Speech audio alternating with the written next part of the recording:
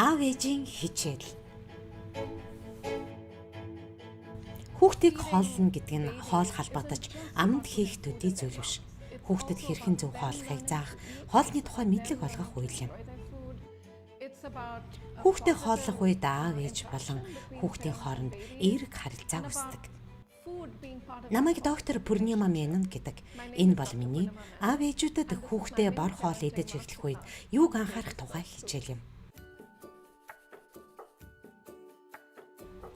Хүүхдийг 6 сартаад нь бор хоолнд оруулах нь нэн зохимжтой. Энэ үед хүүхний сүв хүүхдийн хоол тэжээлийн хэрэгцээг бүрэн хангахгүй болж эхэлдэг. Түүнчлэн хүүхэд хөгжлийнхээ хувьд бор хоолнд ороход бэлэн болж шинэ хоол сонирхож эхэлдэг юм. Иймээс 6 сар бол яг тохиромжтой үе. Энэ үед хүүхдэд өгөх хоол шинэ тэжээлээр баялаг байх ёстой. Жишээлбэл луун, хулуу, чихэрлэг төмс зэрэг өнгийн хүнсний ногоо, жимсний нухаш өгч болно. Мөн хүүхдэд татаж нухаш мэт болгосон мах өгч болно. Бор хоолнд орж байгаа хүүхдэд өндөг өгч болдог. Гэр бүлийнхээ идэж байгаа ямар ч хоолыг хүүхдэд тохируулж өгч болно. Үүний тулд хоолоо жижиглэж нухаш болгоход хангалттай. Амин дэм, уураг, эрдэс агуулаагүй хоол хүнс, хит их сахарын орцтой бас давс ихтэй хоол хүүхдэд өгч болохгүй. Хүү охины тань тархины хөгжлийг дэмжих шин тэжээлэр баялаг хоол хүнс сонгоход анхаараарай.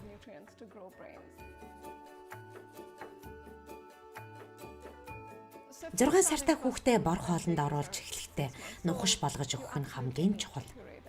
Хүүхдийнхээ анхны хоолыг зөөлөн төвөггүй залхихаар болгож үлдэнэ.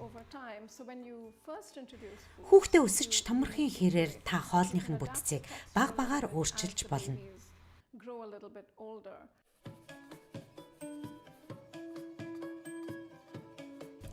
Хүүхэд бор хоолнд орох нь таны болон хүүхдийн тань амьдралын чухал үеийн нэг.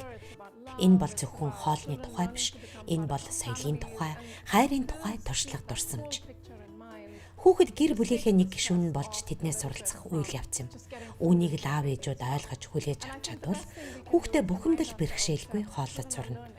Хүүхэд аав ээжээсээ суралцаж дуурайж байдгийг үргэлж санаж хичээх хэрэгтэй. Хүүхэд гэр бүлийнхээ хоолыг идэж сурахын тулд эхлээд амсаж үзнэ. Ямар хоолнд дуртайг нь мэдчихвэл бид хүүхдээ илүү сайн ойлгоно. Хүүхэд бор хоолнд орох явцдаа шинийг тань мэдэж суралцаар байдаг учраас аав ээжүүдийн хайр халамж хамгийн чухал.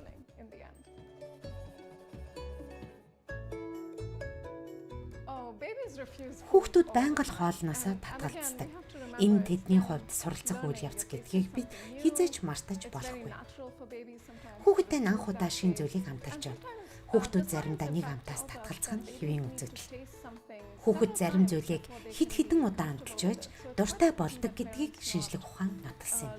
Тиймээс хүүхдийнхээ нэг удаа татгалзсан хоолыг дахиад хизээч өгөхгүй гэхийн оронд найдвараа алдахгүй тууштай байх нь чухал. Энэ үед аав ээжүүдийн хамгийн сайн хийж чадах зүйл бол тайвшраад уйггүй оролдох явдал юм.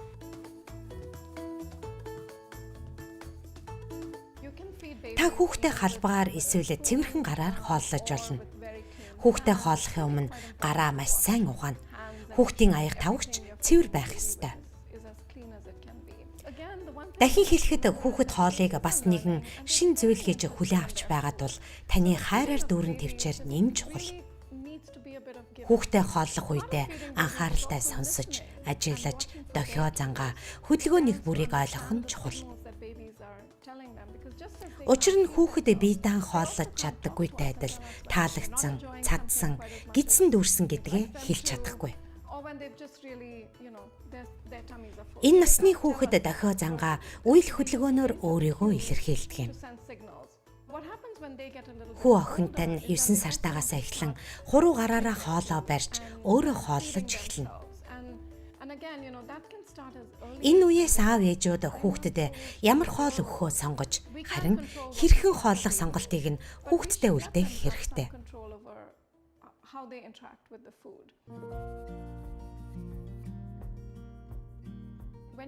Хүүхэд бор хоолнд орох үедээ өдөрт багадаа 3 удаа хоолдог болсон байна. Улмаар сар сараар хооллох давтамж нэмэгдэнэ. Ингээд 9 сараас 12 сартай болоход өдөрт 4 удаа бор хоол өгнө. Мөн хоолны хэмжээгч нэмэгдүүлнэ. 6 сартайд нь хооллож байсан хэмжээгээрээ 12 сартайд нь өгвөл цадахгүй шүү дээ. Хүүхэд өсхийн хэрээр хооллолтын давтамж хэмжээг нэмэгдүүлнэ.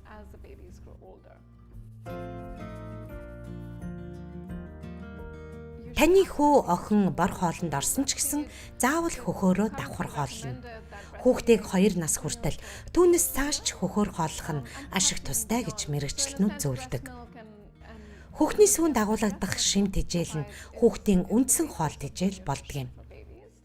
Харин хүүхдийн бие бэлтрийн өсөлт, тархины хөгжилд зайлшгүй шаардлагатай бусад чухал шим тэжээлийг бор хоолноос авна.